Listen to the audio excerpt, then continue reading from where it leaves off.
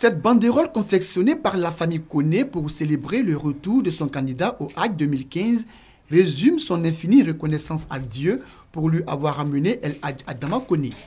Ce véritable miraculé de la plus tragique des éditions du Hajj, avec un bilan actuel de près de 2100 morts, ne doit sa survie qu'à l'intervention providentielle d'un inconnu.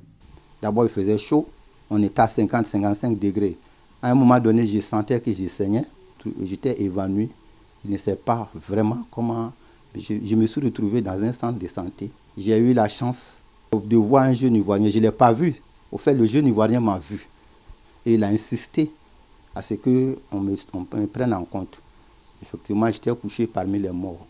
Bon, le jeune en question a insisté parce qu'il a estimé que le corps était chaud et que je n'étais pas mort. Effectivement, je n'étais pas mort, j'étais simplement évanoui. Il a fallu que le médecin arabe là m'envoie une aiguille, voilà la trace de l'aiguille. Il a mis l'aiguille et j'ai vraiment bougé.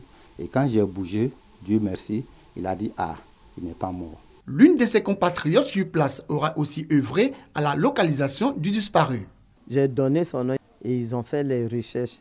Ils disent qu'ils sont allés le trouver, ils l'ont emballé dans un linge qu'il était mort, en bas des cadavres là. On était tellement inquiets que, franchement, moi, je ne tenais pas. Je passais tout mon temps à pleurer.